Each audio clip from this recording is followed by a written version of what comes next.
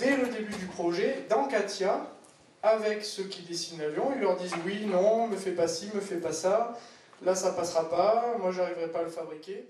J'ai fait Supaéro, en troisième année je suis parti en substitution à Singapour, et puis j'ai fait le DESIA, un stage de fin d'études en production, et j'ai été embauché à la sortie d'école à Dassault Aviation, en production, sur les chaînes d'assemblage final de Falcon. Et là, je suis actuellement aux essais en vol de réception Falcon. Alors, en prépa, je voulais vraiment avoir Supaéro. J'ai fait 5 demi pour avoir Supaéro. Parce que je voulais à la fois une école généraliste qui me permette de repousser le choix, de faire tout ce que je voulais. Et aussi de faire une école aéronautique qui était une des spécialités qui me plaisait le plus en prépa, qui me faisait rêver. Et Supaéro me permettait de garder toutes ces composantes. Alors aujourd'hui, chez Dassault, je suis ingénieur d'essai en vol de réception. Ça consiste à tester en vol les avions qui sortent de la chaîne d'assemblage finale. Alors tous les avions font une accélération arrêt, un vol lourd, un vol léger, et on vérifie en vol que le comportement de l'avion répond à toutes les attentes.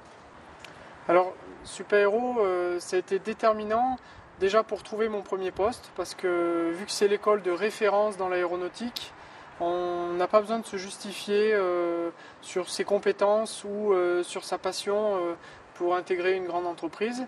Et aussi, dans mon parcours, la formation généraliste en aéronautique m'a permis de changer de poste assez facilement. En fait. Je leur donnerai en fait 3 conseils.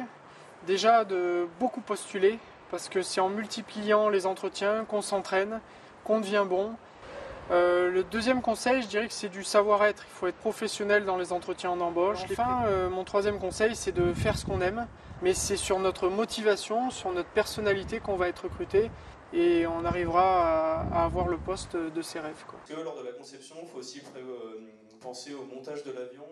Dassault Aviation, donc on est une entreprise aéronautique qui travaille sur 3 types de produits, les avions militaires avec le Rafale, les Falcon, donc la gamme d'avions d'affaires, et puis le Neurone, donc tout ce qui est UCAS, les avions, on va dire, non habités, mais qui restent pilotés.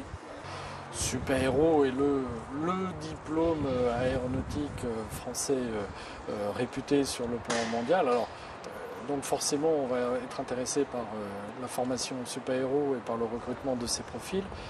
Il est clair que ce recrutement doit être accompagné par un recrutement des autres écoles aéronautiques, que ce soit le diplôme NSICA, qui reste un très très beau diplôme, le diplôme ANSMA, le diplôme ESTACA, donc qui sont des écoles aussi qui nous intéressent. Alors, les diplômés Supaéro ont une belle carrière possible chez Dassault Aviation, dans les domaines amont, bien sûr les systèmes, les domaines un peu plus de R&D en aérodynamique, en structure, calcul de structure, les matériaux.